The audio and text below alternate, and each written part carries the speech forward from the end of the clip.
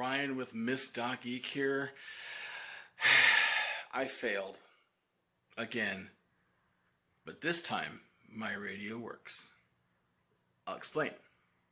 But first, have a look at this. This here is the QRP Labs Receiver module being controlled by a QRP Labs VFO kit.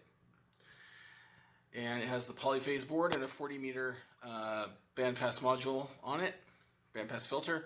And then it's also got the QRP Labs low pass or bandpass filter kit, or a switch kit on it that is currently totally being bypassed. I'm just using it because it was already there for the antenna connection and I didn't want to change it. I'm that lazy.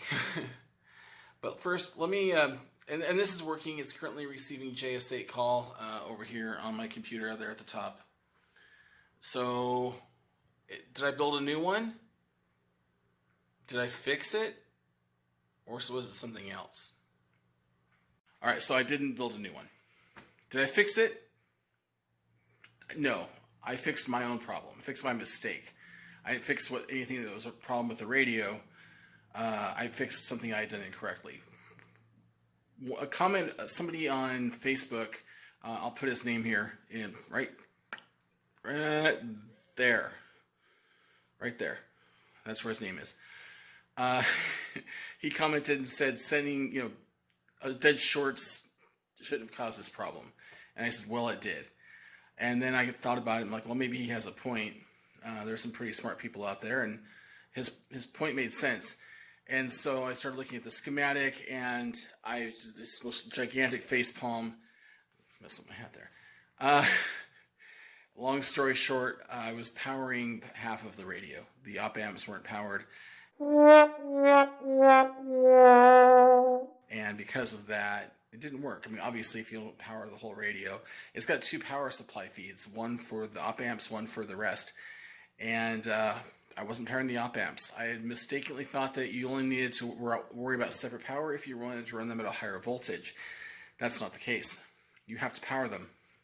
I wasn't. I fixed that. It worked.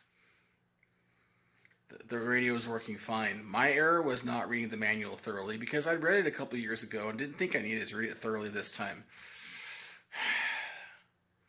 So in my professional life, I'm a technical trainer. I teach people how to troubleshoot. I teach people how web hosting works. I teach people all sorts of things.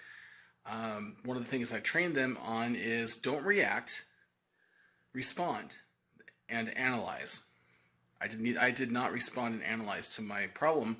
I reacted to it. I said, oh no, I broke it. I blew it up. I'm such an idiot. Well, normally that would have been the case. I don't consider myself the sharpest tool in the shed, but I'm definitely a tool. And, I just jumped to conclusions on it. So the radio is working. It works great. And I'm able to cancel the opposite sideband. I did it right this time.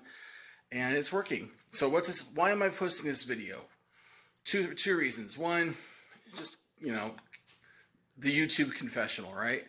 The second reason is because I want you all to see failures. I want you to see failures that lead to successes and the lessons that we learn along the way. Because if we only focus on our successes, especially if we're putting ourselves out there on YouTube or Facebook or Instagram or anywhere else where people are going to see it, I think it's important to show that there are failures too. Because if you don't show those, then you're just going, hey, look at me, everybody. And I'm not that kind of guy. I mean, I don't mind sticking myself out there.